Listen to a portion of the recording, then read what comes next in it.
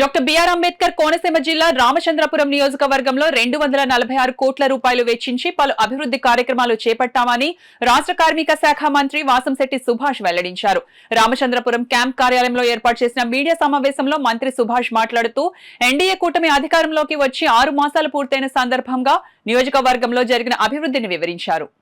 సుమారు 1,50,000 టీచర్ పోస్టులు గతంలో ఈ యొక్క టీడీపీ పార్టీ ఇవ్వడం జరిగింది.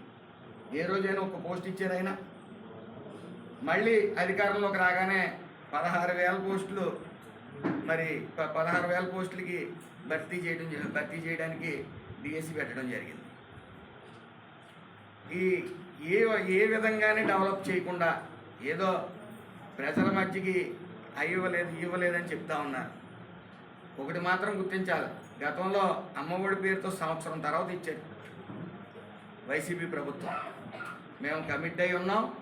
ఖచ్చితంగా స్కూల్లో పిల్లల ఆరోగ్య విషయంలో ప్రోగ్రెస్ కార్డుతో పాటు వాళ్ళ ఆరోగ్య వివరాలు కూడా అందులో పొందుపరుస్తున్నాం.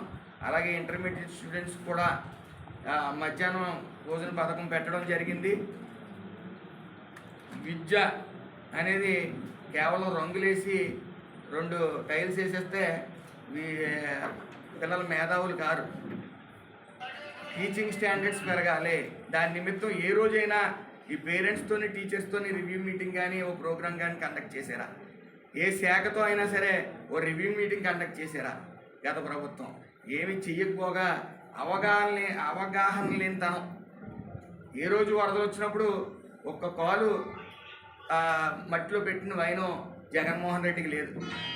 ఏదో హెలికాప్టర్లో తిరుగుతా చక్కర్లు కొడతా చూసారే తప్ప మన నారా చంద్రబాబు నాయుడు గారు విజయవాడ వరదల సమయంలో మరి నిరంతరం ఆ బురద నీటిలోనే తిరుగుతూ పవన్ కళ్యాణ్ గారు సుమారు 4 కోట్ల రూపాయలు వాళ్ళ ఫ్యామిలీ నుంచి 6 కోట్ల రూపాయలు సుమారు 10 కోట్ల రూపాయలు రాష్ట్రానికి అందించారు. ఆయన చూడండి, 1 కోటి రూపాయలు ఇచ్చారు, ఎవరికి ఇచ్చారో తెలియదు జగన్మోహన్ రెడ్డి.